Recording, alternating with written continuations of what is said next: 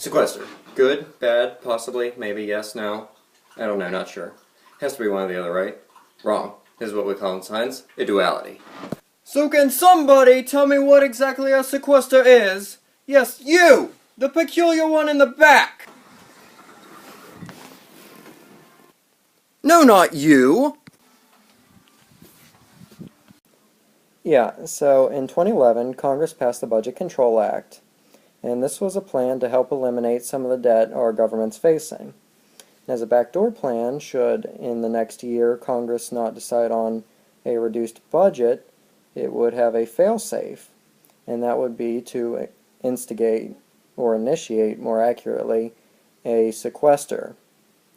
And this sequester, as we found out in 2013 and was passed because it wasn't rejected by Congress in 2012, was an $85.4 billion sequester in the first year, and it's planned to be $1.2 trillion over the course of a decade.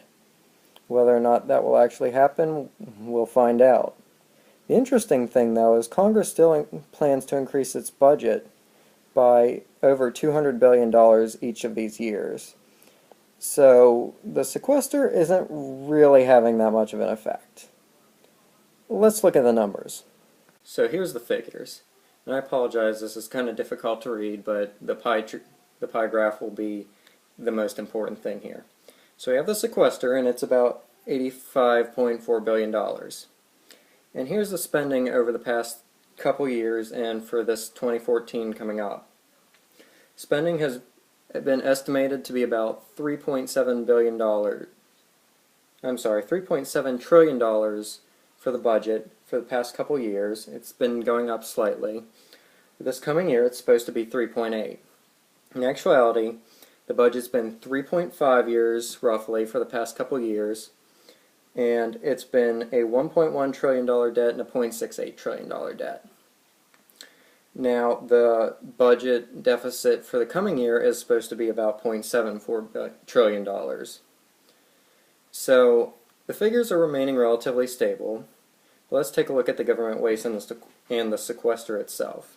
Let's say this circle here represents the budget for 2012. Okay? And then this will also represent 2013 because they were both basically equal. Now, let's have this little orange section here represent the sequester. The sequester accounted for 2%. It got rid of 2% of that year's spending. You want to know how much the government wastes? Several sources indicate that it wastes as much as 48% per year. It's all this big chunk here. Okay? $3.8 trillion is planned to be spent next year. That is $1.9 trillion that could be cut out, including the sequester. So let's look at this in comparison to the coming year. Next year the budget's supposed to be this much bigger, roughly. Does that look like what we should be spending? It's going to be this much that's wasted. I don't know. The figures don't lie if you ask me. So what then, you might ask, is the best thing to do? Well, it's certainly not to throw in a backdoor policy that has no planning whatsoever and just says, here, take money. We're not going to tell you how, but you just have to find a way to get rid of it. Realistically, what they should do is they should sit down and be like, okay, here's where we have overlap. We can get rid of this, we can get rid of that. And there goes some of the issue. Other than that, they should say, okay, here's your budget. It's cut back such and such % from last year. Find a way to make it work. Cut the slack. It's as simple as that.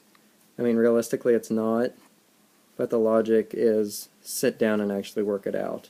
Stop trying to make the government fit into a bigger and bigger purse than what the U.S. has to offer. Okay, everyone, thanks for watching again. I haven't decided on what's going to be the video for next week, but if you look at my next personal video, I'll probably have decided by then.